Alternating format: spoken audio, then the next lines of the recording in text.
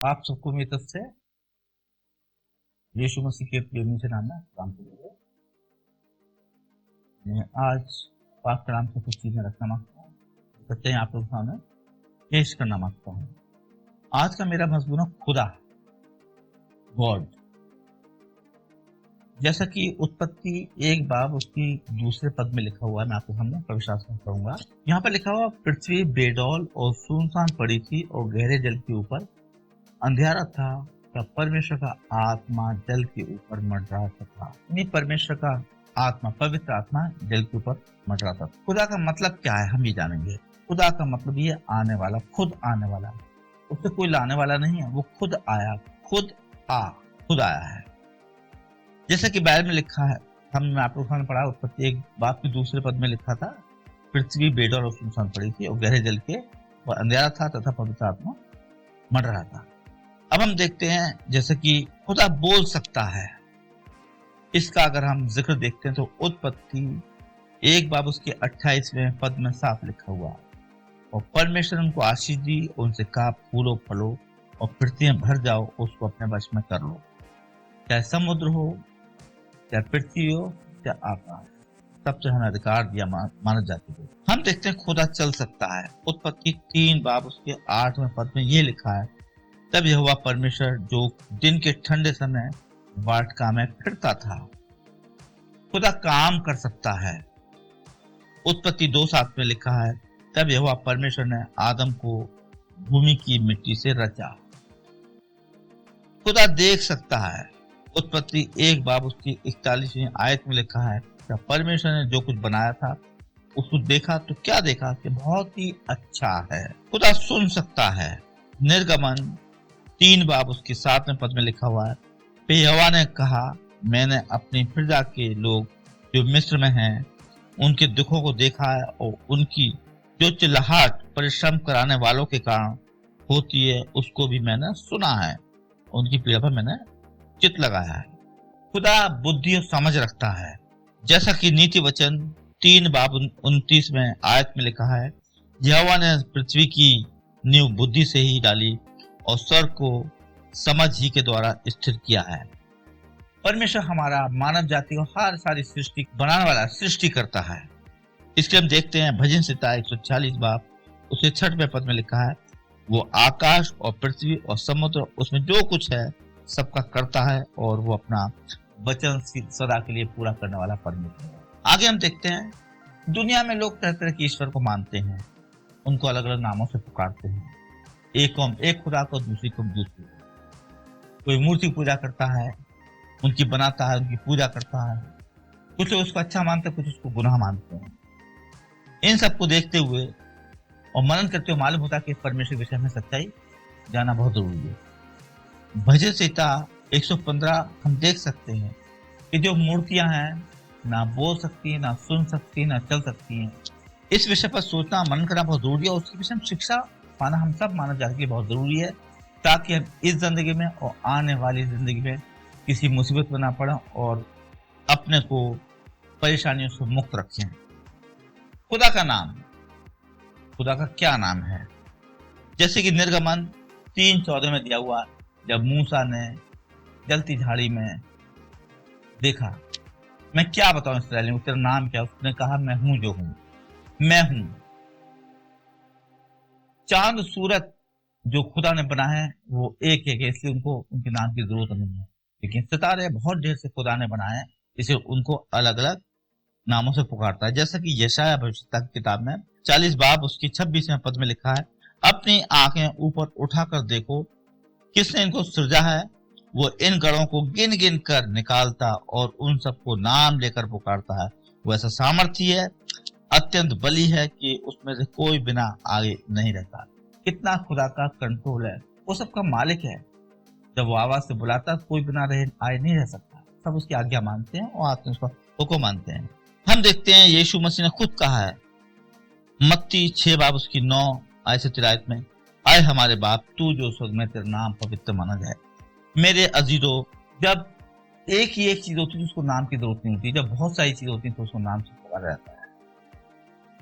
कुछ लोग अल्लाह मानते हैं, कुछ लोग हिंदू अलग अलग नामों से पुकारते अलग ईश्वर मानते हैं। नाम तो नाम है, क्या ये खुदा हो सकते हैं? हम देखते हैं दुनिया से बड़ा है हमारा खुदा, जिंदा खुदा, वो दुनिया से बड़ा है। जैसे कि भविष्यता 146 बाब उसकी 60वें पद में लिखा है कि वो उसने हर चीज बनाई है। सूरज, चांद बनाया है, पृथ्वी, समुद्र, आकाश, उसमें जो भी चीज है सब चीज परमेश्वर बनाई सृष्टि है। जब हम छोटे बच्चे थे, हमारी समझ नहीं थी, बच्चे थे, बच्चों की समझ थी, हमारे माँ बाप सामान लाते थे, सब्जी, फल और आवश्यक चीज हमें देती थी। हम ये सोचते थे कि ये हमारे माँ बाप ही देते हैं लाकर, बस हमें इतनी समझ थी। जब हम माँ बाप के साथ, अपने बहन भाइयों के साथ, लोगों के साथ बाजार में गए तो हमने देखा कि सामान बाजार से खरीदा जाता है, बाजार में सामान ही बहुत है, वहां से खरीद के लाते हैं दुकान से। हम थोड़े और बड़े हुए और थोड़ी और समझ में आई, हम समझदार हुए और हम अपने माँ बाप के साथ, घर वालों के साथ घूमने निकले, बाहर घूमे। हमने खेत देखे, पेड़ देखे, पौधे देखे और हमने ये देखा कि खेतों में अनाज होता है, फल होते हैं, सब्जियां होती हैं, पेड़ों में फल लगे हैं। तब हमें पता चला कि ये जमीन में उगते हैं, खेतों में पैदा होते हैं। हमको लगा इनका कोई बनाने वाला है, कोई सृष्टि करता है, जो जिसने मौसम, ऋतु बनाए हैं, गर्मी, हवा, पानी, सारी प्रकृति की सृष्टि की है, उसका पूरे पृथ्वी नियंत्रण है, जो अपने अनुसार चलते हैं और ऋतुएं और मौसम बदलते हैं और अपने अपने समय पर फलते फूलते हैं और खुदा उनको नियंत्रित करता है। जैसा कि उत्पत्ति 1 बाब उसकी 29-30 आयत में लिखा हुआ है, फिर परमेश्वर उनसे कहा, सुनो, जितने बीज वाले छोटे छोटे पेड़ सारी पृथ्वी के ऊपर है और जितने वृक्षों में बीज वाले फल होते हैं, वे सब मैंने तुमको दिए हैं, वे तुम्हारे भोजन के लिए हैं। यानी परमेश्वर ने जब मनुष्य को बनाया तो उसके भोजन का भी इंतजाम किया, उसको दिया, उसको नियंत्रण दिया है। फूलो फलो खाओ, खुश रहो।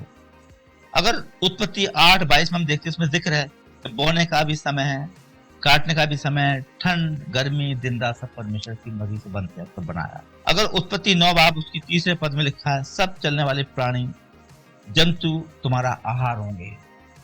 उत्पत्ति में परमेश्वर ने आदम हवा की रचना की थी, अपने हाथों से रचा था, तो उनको केवल शाकाहारी बनाया था। लेकिन नूह के बाद उसने हमको पशु और पक्षी भी आहार के लिए दिए, कुछ शर्तों के साथ। तो हमारा बहुत ही सामर्थ्य महान परमेश्वर है, उसने हमको बनाया है तो वो हमारा ख्याल रखता है, उसके इंतजाम से हम सब जीवित रहते हैं।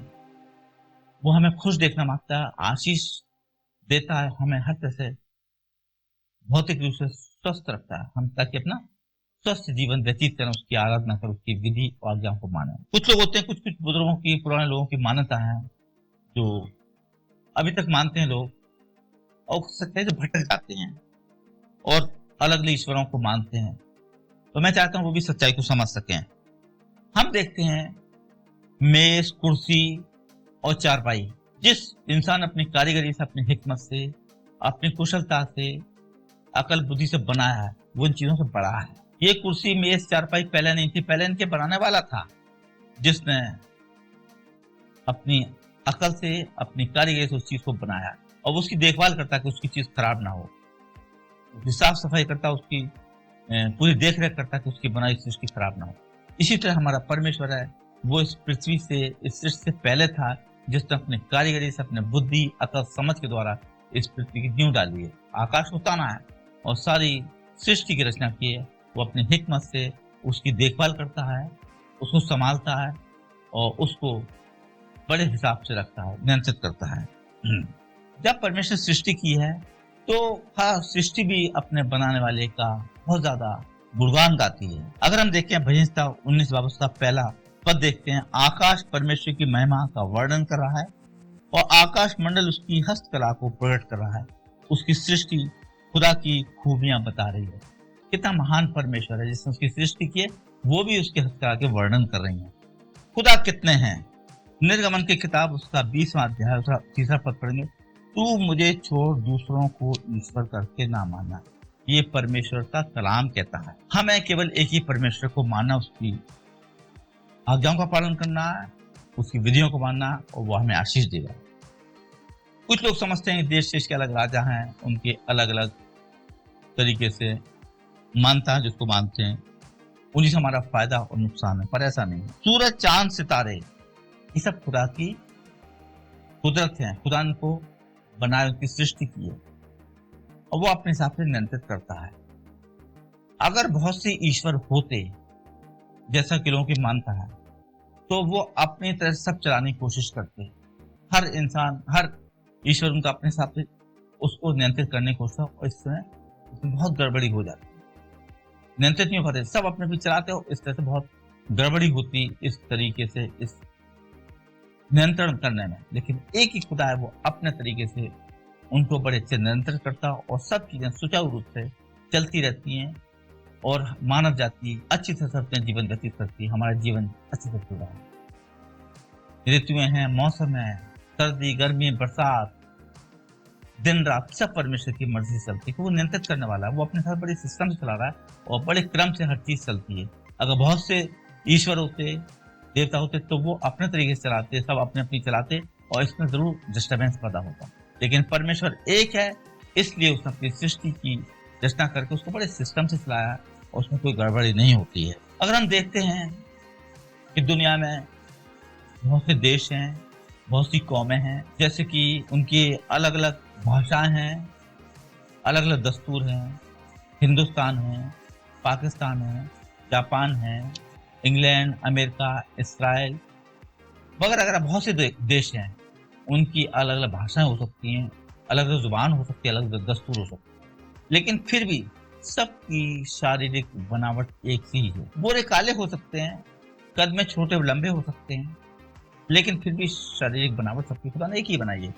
2 पैर, 2 हाथ, 2 आंखें, 2 कान, 1 नाक और बुद्धि, वो अपने हिसाब से काम करते हैं। इससे जाहिर होता है कि परमेश्वर एक है, उसने अपने इमेज में, अपनी स्वरूप में मनुष्य की रचना की है और वो चाहता है कि मनुष्य खुश रहे।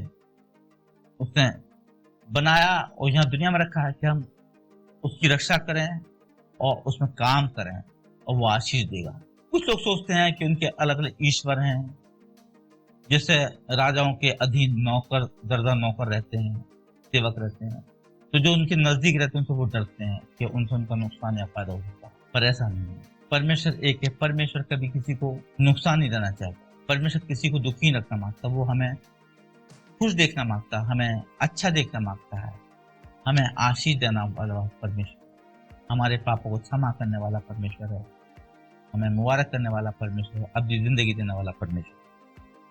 अगर हम देखते हैं याकूब की पत्री, उसका पहला बाब, उसकी 13 आयत से लेकर 21 आयत तक, कि जब किसी की परीक्षा हो तो वो ये ना कहे कि मेरी परीक्षा परमेश्वर की ओर से होती है, क्योंकि ना तो बुरी बातों से परमेश्वर की परीक्षा हो सकती है और ना वो किसी की परीक्षा आप करता है, परंतु प्रत्येक व्यक्ति अपनी ही अभिलाषा में पढ़ करके परीक्षा में पड़ता है। मेरे अजीजों, कभी खुदा नहीं चाहते किसी की परीक्षाओं को नुकसान न पड़े, लेकिन हम अपनी अपनी अभिलाषाओं पढ़ करके परीक्षा में पढ़ते हैं और नुकसान उठाते हैं और दोष खुदा को देते। हम देखते हैं खुदा के गुण। पहला गुण है उसका जोर। वो अपना जोर नुकसान के लिए नहीं, लेकिन मानव जाति की फायदे के लिए इस्तेमाल करता है, उसकी भलाई करने के लिए, न्याय से संभालने के लिए बड़ी हिकमत से वो अपना जोर इस्तेमाल करता है, हमारी अच्छाई के लिए वो अपना जोर इस्तेमाल करता है। दूसरा गुण है समझ। उसकी सृष्टि में हम उसकी समझ, बुद्धि, ज्ञान और हिकमत को देख सकते हैं। हम उसकी हिकमत को पहचान नहीं पाते हैं, जब नई नई खोजें होती तब उसकी हिकमतों को पता चलता है। मत्ती रचित सुसमाचार उसका 13वां अध्याय उसका 31 और 32 पद में लिखा हुआ एक सरसों के बीज का कि किस तरह बढ़ के पक्षी बसेरा करते हैं।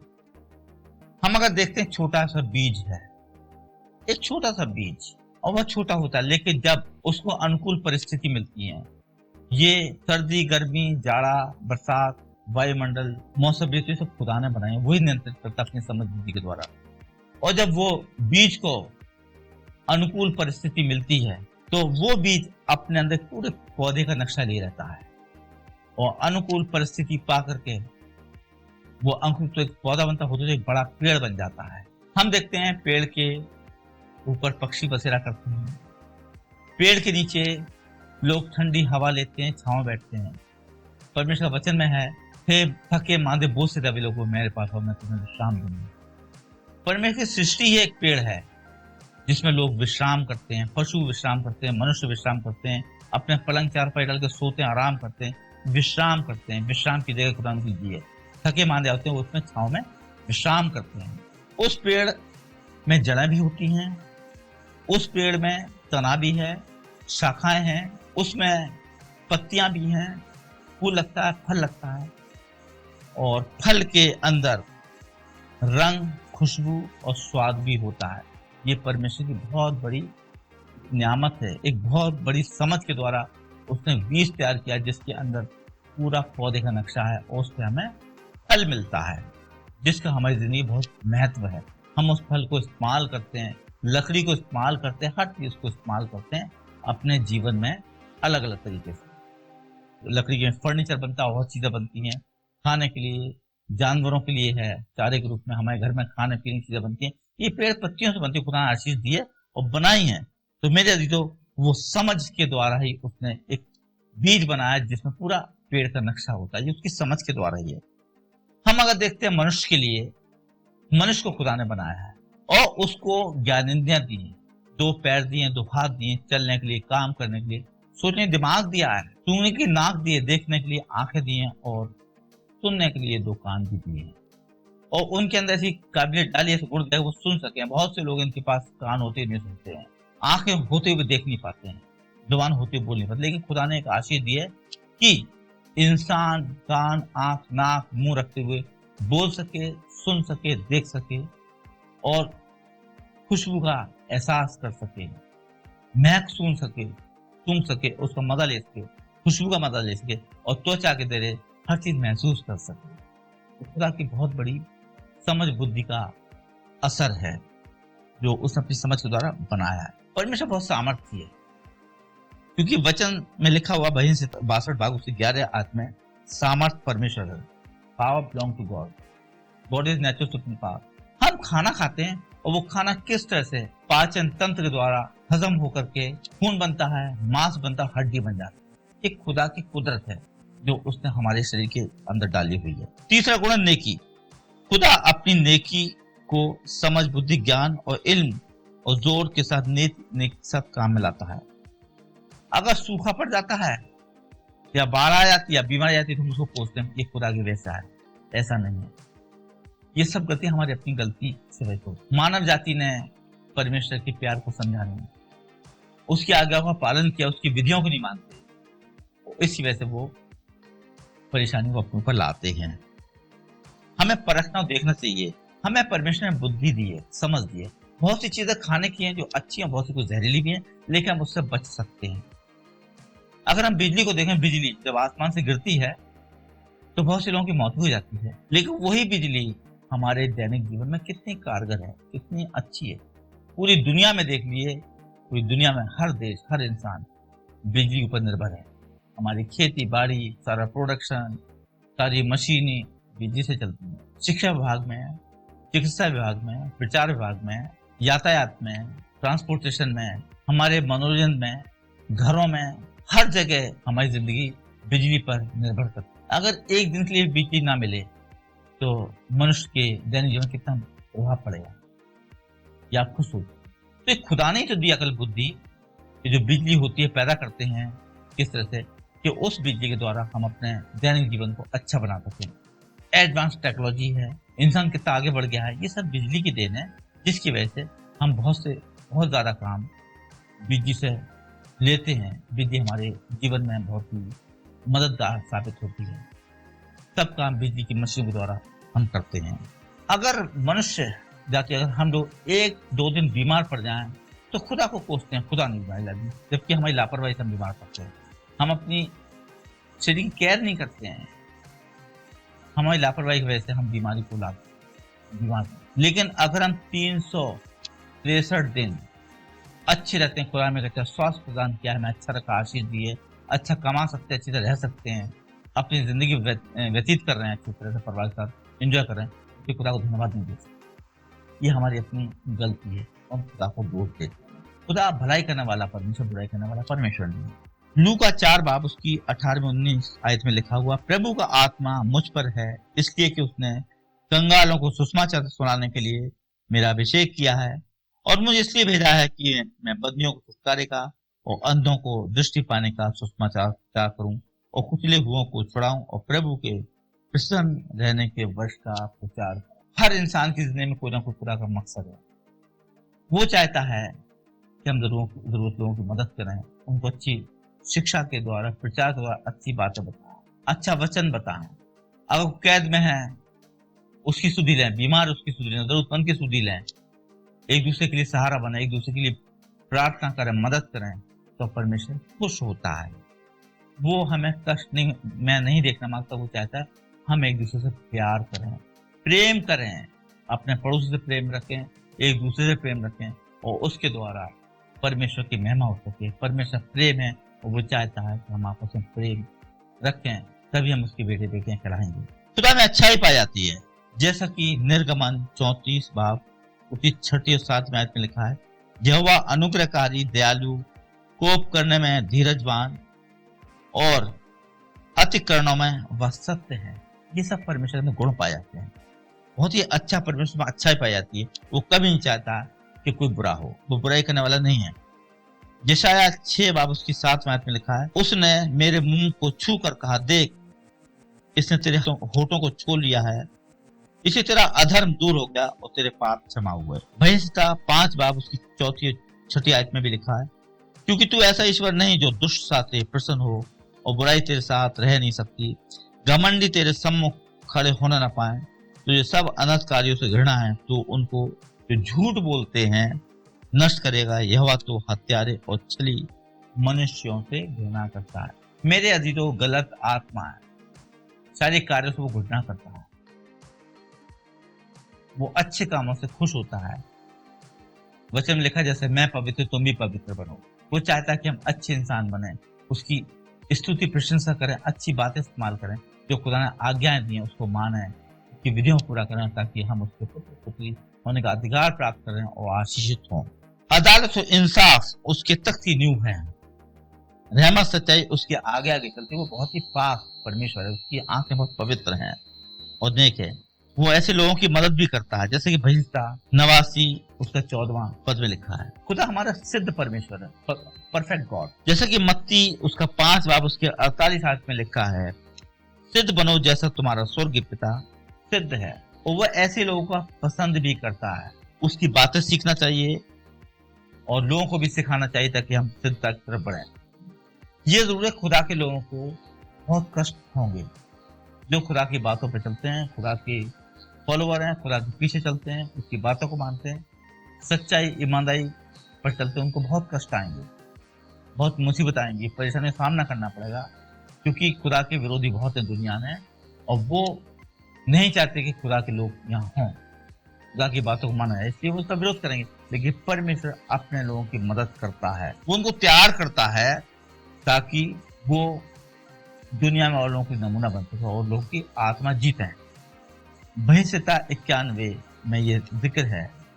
इब्रानियों 12 उसका 7 से 11 में भी लिखा हुआ है। रोमियो 8 17 18 में जिक्र है कि हमें बारिश होने की बुलाया है। जिंदगी एक स्कूल है, हम एक विद्यार्थी हैं। तकलीफ आएंगी, चोट लगेगी, लेकिन इससे हम तैयार होंगे खुदा के जाली घर के जाने के लिए। वो हमें तैयार करता था कि हम उसके स्वर्ग स्थानों में उसके साथ जाकर रह सकें। खुदा मददगार है, खुदा पाक और नेक है, वो अपने लोगों की मदद करने की फरिश्ते भेजता है, मददगार भेजता है। हम देखते हैं दानियल नबी की किताब उसका 30वां अध्याय उसका 16 से 25 पद तक कि किस तरह से खुदा ने शद्रक मेशक अबेदनगो को खुदा करके उनको बचाया, आग को ठंडा कर दिया। खुदा मददगार परमेश्वर है, वो नहीं चाहता कि उसके बंदे किसी मुसीबत में पड़े। मुसीबतें आएंगी, लेकिन मुसीबतें आपको कुछ बिगाड़ नहीं पाएंगी। पक्की बात, उसका वायदा है, मैं हर समय तुम्हारे साथ हूँ, मैं तुम्हें अंत तक, मैं तुम्हें ना कभी त्यागूंगा ना छोड़ूंगा। उसने पवित्र आत्मा के रूप में सहायक भेजा है, तो हमेशा तुम्हें सहायता करेगी, मार्गदर्शन करेगी और हमें हर मुसीबत से बचाएगी। दुनिया में लोग पाक हैं, खुदा पाक लोगों को पसंद करता है, इसलिए उसके बैरी भी बहुत दुनिया में है, जो दुनिया को बिगाड़ते हैं, मत्ती 13 बाब उसकी 36 आयत से 43 आयत तक दिया हुआ है, जंगली बीज का जिक्र दिया है। मेरे अजीजों, ये दुनिया खेत है, खेत के समान है, और हम सब खुदा के सेवक हैं जो परमेश्वर के वचन रूपी बीज को बो रहे हैं। और जो खुदा से बैर करने वाले लोग, उसके विरोधी लोग हैं, वो जंगली दाना बो रहे हैं। वचन लिखा है, ऐसे शास्त्री फरीसियों से बचे रहना, ऐसे कपटियों से बच के रहना जो उसमें मिलावट करते हैं। सर्पेंट सीड, गॉड सीड दोनों ही दुनिया में। लेकिन जब मालिक आता, वो कहता दोनों को बढ़ने दो। वो खेत में पानी, सूरज की रोशनी दोनों पे, धर्मी अधर्मी दोनों को उगाता है, फर्क नहीं करता है। फर्क करने वाला परमेश्वर है ही नहीं, वो फर्क नहीं करता है। लेकिन जब कटनी का समय आएगा, अंत का समय आएगा, तो जो अधर्मी है, जो दुष्ट है, जिसने गलत बीज बोया है, उसकी वैसी ऊंट कटारे उगेंगे। जैसा बोगे वैसा काटोगे, ये वचन कहता है। वो ऊंट कटारे होंगे, वो जल उसके गट्ठर बांधे जाएंगे और स्वर्गदूत आकर उसको आग के धूल में डालेंगे, हमेशा की जलते रहे। जो खुदा के बंदे हैं, वो अच्छा बीज है, उसके खत्ते में यानी स्वर्गीय जलाल में, उसके स्वर्गीय घर में पहुंचाए जाएंगे।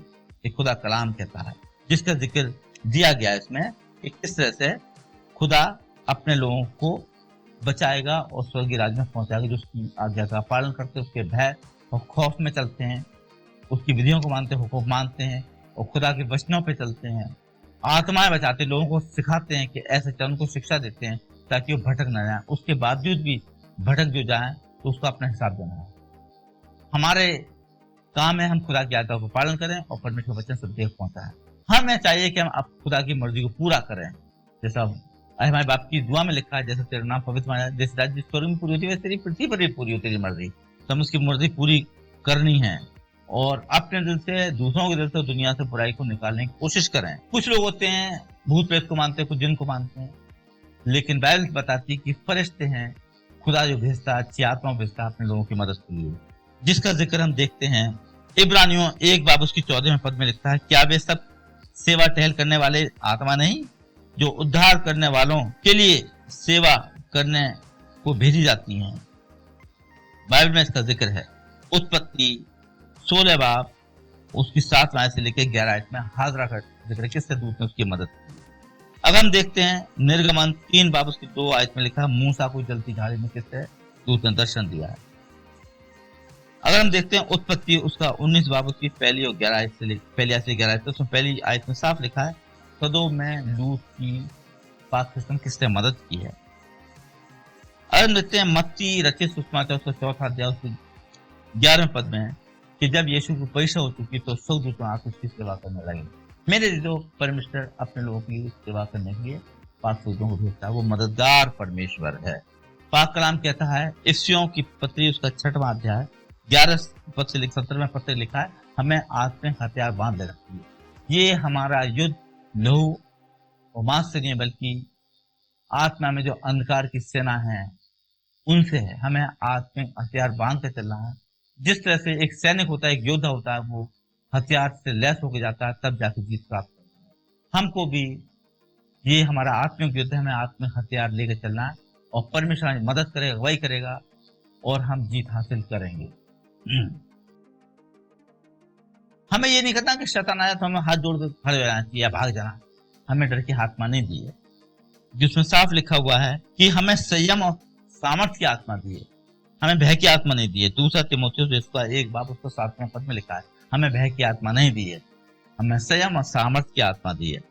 हमें अधिकार भी दिया है, बिच्छू सांपों को कुचलने का अधिकार दिया है। लूका 10 बाब उसके 19वें पद में लिखा है, हमें परमेश्वर की शरण लेनी है और पवित्र आत्माओं को दिल में बसने देना है और जीत हमारी पक्की है। खुदा कहाँ है? वचन क्या कहता है इस विषय में? पहला कुरिन्थियों उसका 3 अध्याय उसका 16वें और 17वें पद में क्या लिखा हुआ है, क्या तुम नहीं जानते कि तुम परमेश्वर का मंदिर हो और परमेश्वर का आत्मा तुम्हें वास करता है? यदि कोई परमेश्वर के मंदिर को नष्ट करेगा तो परमेश्वर उसे नष्ट करेगा, क्योंकि परमेश्वर का मंदिर पवित्र है, वो तुम हो।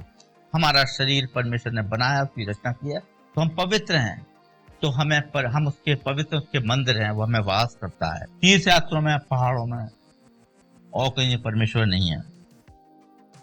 हम दुआ करते हैं तू जो आसमान पर है, ठीक है, लेकिन इसके अलावा और भी आगे हमें जानना है, इतना ही काफी नहीं है।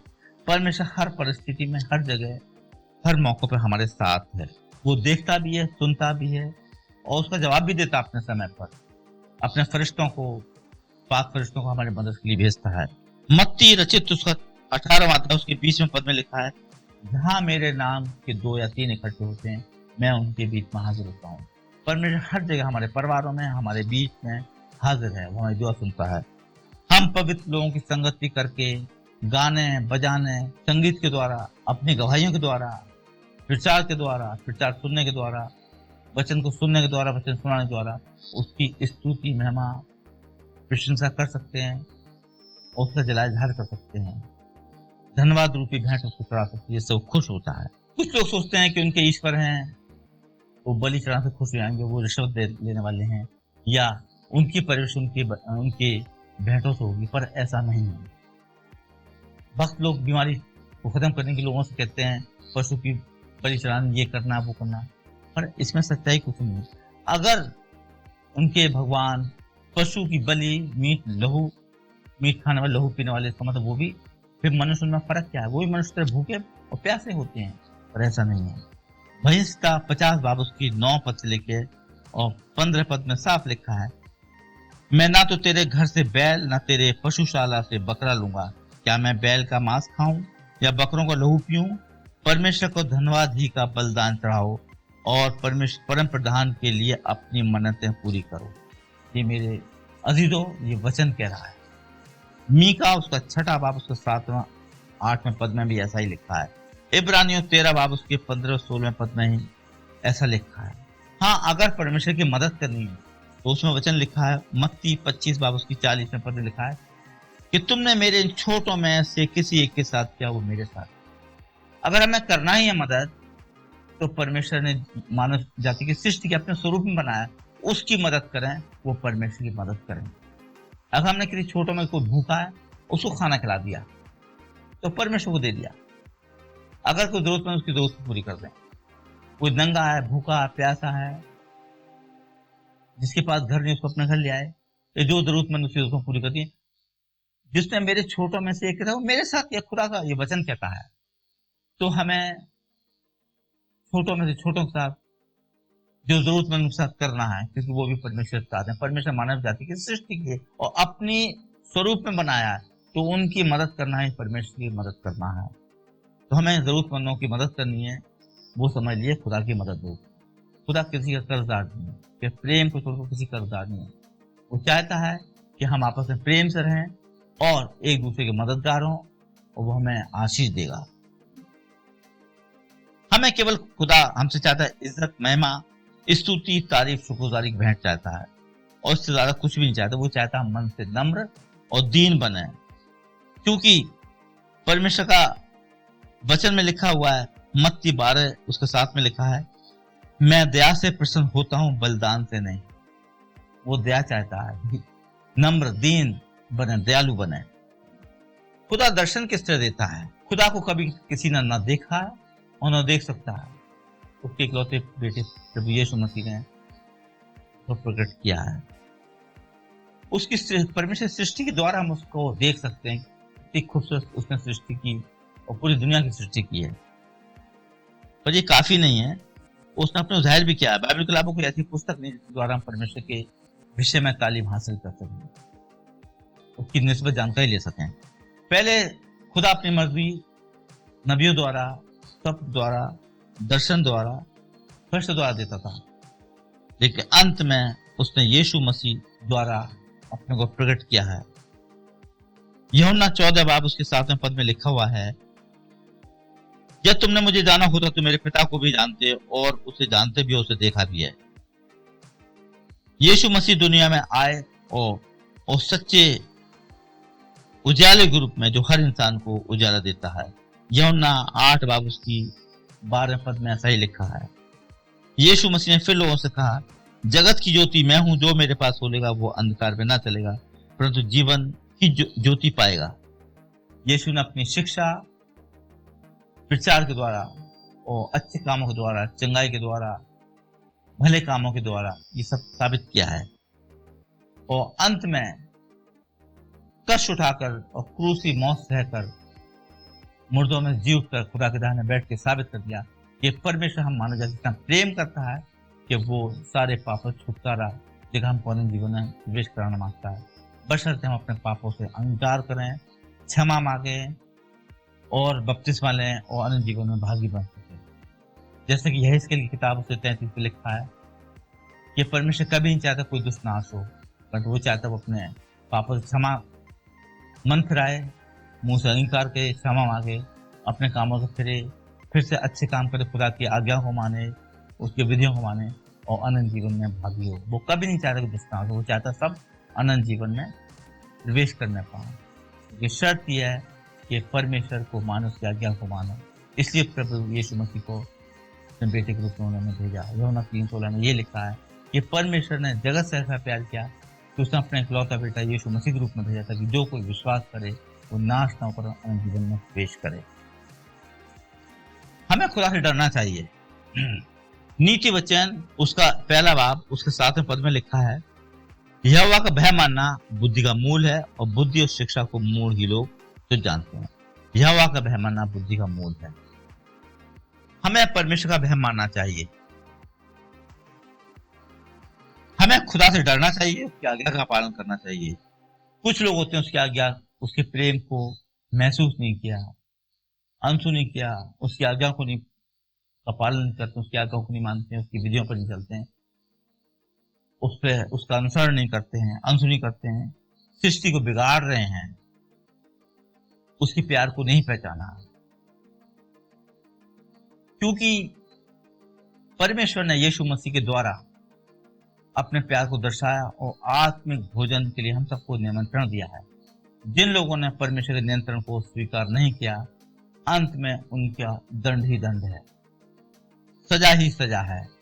लेकिन जिन्होंने उसके प्यार को समझा, महसूस किया अपनी जिंदगी में और उसके जलाली आत्मिक भोजन के निमंत्रण को स्वीकार किया है, वो परमेश्वर के राज्य में प्रवेश करेंगे, जहाँ पे ना रोना ना दांत पीसना होगा, खुशी ही खुशी है, परमेश्वर की मौजूदगी है, वहाँ किसी कोई रंज गम नहीं है, खुशी का माहौल है, स्वर्गीय माहौल है, बहुत अच्छा माहौल है, परमेश्वर संगति है, उसके स्वरूप से हम संगति करेंगे, परमेश्वर नजदीक रहेंगे।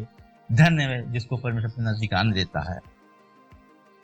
इब्रानियों 10 बाब उसकी 26 से 31 आयत में लिखा है कि जो परमेश्वर के विरोधी उनका क्या होना है, और यूहन्ना 3 बाब 16 और 17 आयत में लिखा हुआ है कि परमेश्वर के लोगों का क्या फल मिलेगा, आशीषित होंगे। हमें परमेश्वर को परख लेना है, किसी दुनियावी बातों में नहीं पड़ना है, किसी के भड़कावे में नहीं आना है, हमें खुद परखना है। परख के देखो यहोवा कैसा भला है। भजन संहिता और 34 बाब उसका 8वां पद में लिखा है। भजन संहिता जैसे दाऊद का लिखा भजन है, उसका 34वां अध्याय उसका 8वां पद है, परख के देखो कि यहोवा कैसा भला है, क्या धन्य वो पुरुष जो उसकी शरण लेता है। परमेश्वर अपने वचन पर आशीष दे। मेरा जीरो, हमें परखना चाहिए। यीशु ने खुद कहा है यूहन्ना 14 बाब उसकी 6 आयत में, मार्ग सत्य और जीवन मैं हूं, बिना मेरे द्वारा कोई पिता के पास नहीं पहुंच सकता। जो मेरे पास आता है उसे मैं कभी ना निकालूंगा। उसके वसीले से ही हम स्वर्ग स्थानों में पहुंच सकते हैं। पास आओ हम खुदा के तख्त के पास दिलेरी से पहुंचे, ताकि हम उसकी मोहब्बत, रहमत, दया और बरकत हासिल कर सके, जो हमेशा के लिए। ये परमेश्वर कलाम है जो हम सब के लिए, कि हम जाने कि परमेश्वर खुदा केवल एक है, उसी की स्तुति महिमा करें, कई खुदा नहीं है, एक ही सच्चा परमेश्वर है। खुदा खुद आने वाला, उसे कोई लाने वाला नहीं, वो खुद आया है। पवित्र आत्मा जो है वो उस समय पानी के ऊपर जुम्लिश कर रही थी, मंडरा रही थी, वो पवित्र आत्मा थी। वही पवित्र आत्मा के द्वारा यीशु मसीह पैदा हुए हैं, और वही पवित्र आत्मा आज हमारे बीच में सहायक के रूप में काम करे, हमारा मार्गदर्शन करती है, हमारी मदद करती है, हमारी सहायता करती है, हमें क्या कब क्या बोलना, कैसे हमें सिखाती है, हर तरह से हमारी अगुवाई मदद करती है। इस तरह से हमें खुदा की इबादत करनी चाहिए, उसके हुक्म को मानना चाहिए, उसकी विधियों को मानना चाहिए, क्योंकि वचन में लिखा है पवित्र आत्मा को शोकित मत करो। हमें शोकित नहीं करना है, हर चीज की माफी, इसकी कोई माफी नहीं। खुदा आज भी अपने हमारे गुनाहों को माफ करने के लिए तैयार है। हे मेरे लोगों में से निकल आओ। वो चाहते हम अपने गुनाहों से जो हमसे हुए हैं जाने अनजाने में, उससे माफी मांगें, अपने जुबान से अंगीकार करें, माफी मांगे, अपने बातों से करें और हम उसके प्रेम को समझ सकें और उसके आत्मिक भोज में शामिल होने के लिए अपने को तैयार करें, ताकि हम उसके साथ, प्रभु यीशु मसीह के साथ बादलों जब आए उस उठाए और परमेश्वर पर स्वर्ग स्थानों में प्रवेश कर सकें। परमेश्वर हम में से हर एक को इस वचन के द्वारा सब परिवार अब से लेकर हमेशा तक आशीषित करता रहे। आमीन।